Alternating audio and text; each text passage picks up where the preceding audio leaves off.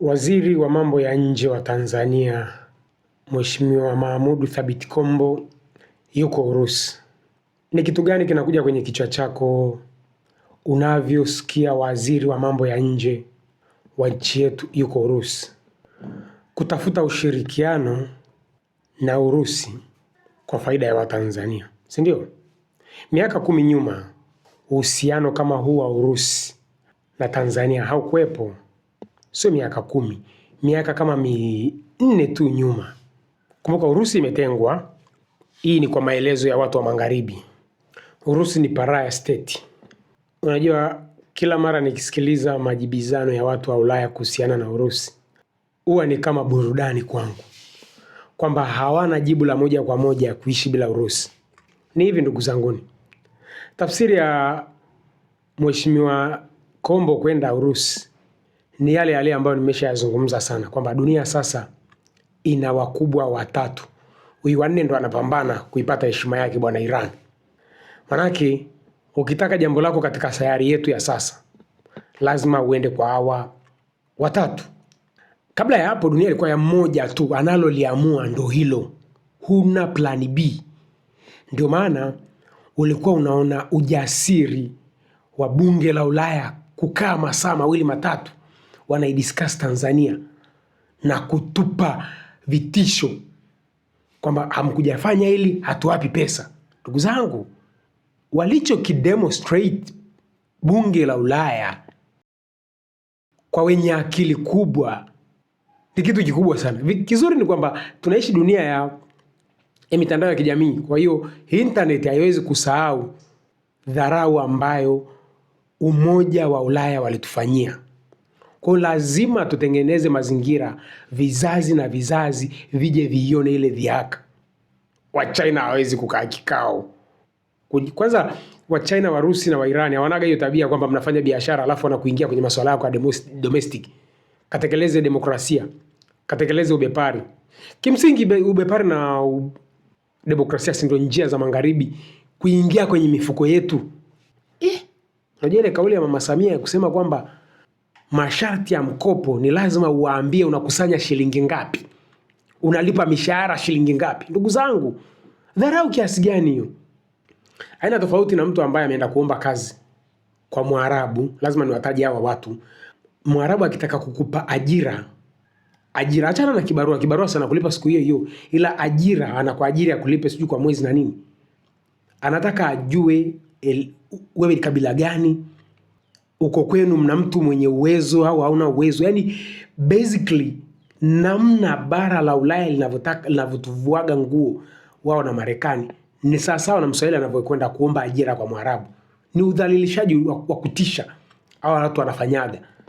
Hiyo experience nayo. Kabila, kwenu mna tajiri, kwenu mna mtu mwenye gari. Yani anataka angalie anaweza kuoperate. Ndugu zangu, nataka niwakumbushe maendeleo ya kweli sio kwamba ujio wa wakubwa wengi ndio tutapata maendeleo. Hapana. Maendeleo ya kweli lazima na sisi tujitambue. Kivipi? Hao wote wakubwa ambao unapenda kuwasifia ni watu wanaojitambua. Wanaamini kwamba maendeleo ni mchakato wa wao na sio kikundi cha watu kuwaletea maendeleo. Tusipoiambia serikali tunajua dunia inavyoendeshwa, ndugu zanguni, kwa kifupi serikali itatuuza. Yes, kwa sababu serikali si watu. Kwani miungu? Serikali ni watu ambayo they are riding on our mistake au on our stupidity au ignorance, whatever. Neno lolote unaweza ukaliweka hapo kwamba hawa ni binadamu. Lakini hawa binadamu tukiwaonyesha kwamba tunaelewa nini maana ya nchi kuwa na maendeleo, ndio watatupeleka katika hiyo level ya maendeleo. Katika hii stage ya wakubwa wengi ambayo manake unaweza ukaenda Urusi, China, Ulaya, Marekani, popote pale ukiwa na condition zako wewe, sababu ndio faida ya multipolar world order. Kwa baba na mimi na shida hichi, tutalipana hivi.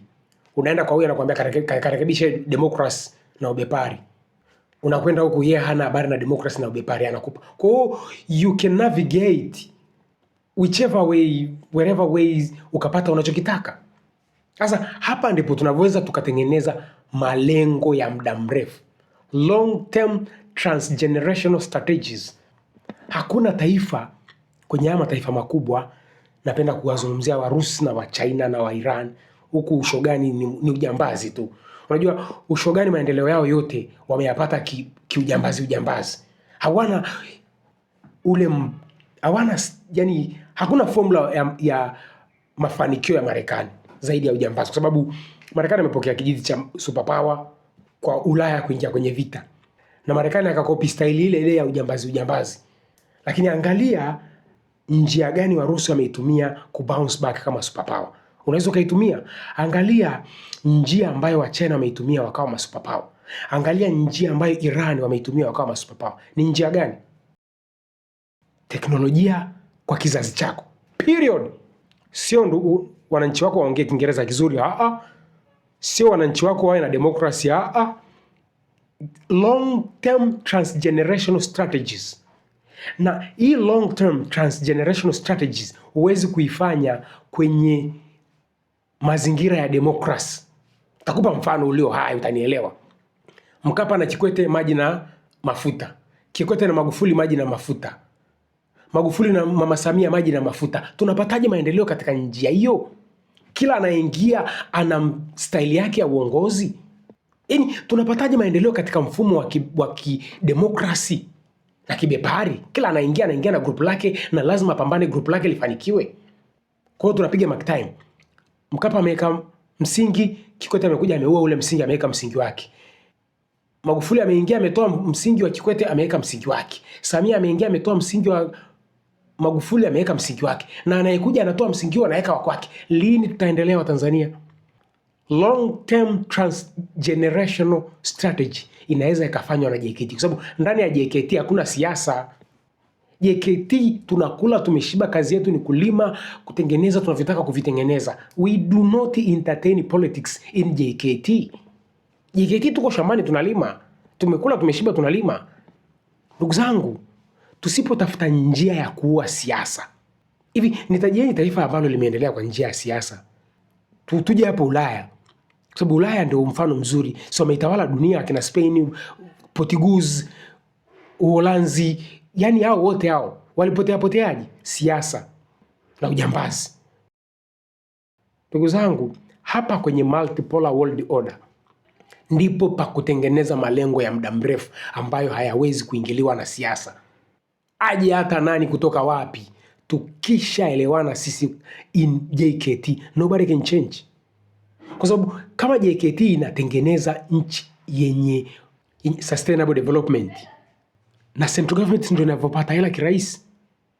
Lakini so far kwa sasa central government ni dalali tu, kutodalalia sisi wana nchi wa Tanzania. Kwa hiyo tukiwa na JKT imara ndiyo maendeleo. Thabiti Kombo, unachokifanya ni kudiversify nchi isiwe kwenye mifuko ya European Union na wa Marekani au wa China tu.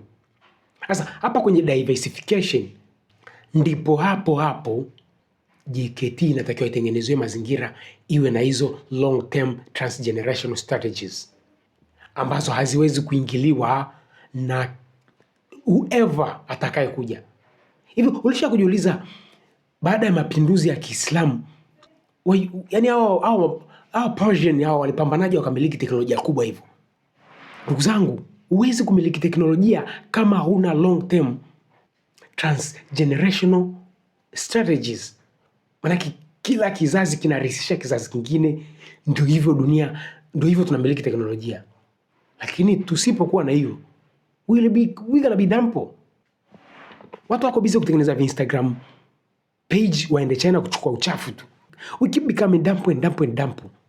Mahmoud Thabiti Kombo ametuonyesha kwamba dunia iko kwenye multipolar world order. Hujafungiwa sehemu moja. Hapa ndipo pa kutengeneza taifa letu ambalo litakuwa na teknolojia yake. Na central government haiwezi kutengeneza mazingira nchi kamiliki teknolojia, kwa sababu kila anayekuja anakuja na watu wake kuwapambania watu wake. JKT, sehemu ambayo hatutazungumza siasa. We can create technology for our country. Tanzania. Kwa elimu zaidi ya kizalendo, usisahau kutembelea kwenye chaneli mpya ya Mswahili Elimika. Uzalendo ndio silaha ya kuleta maendeleo ya kweli kwa taifa letu. Tuelimike, tusiwe wasomi.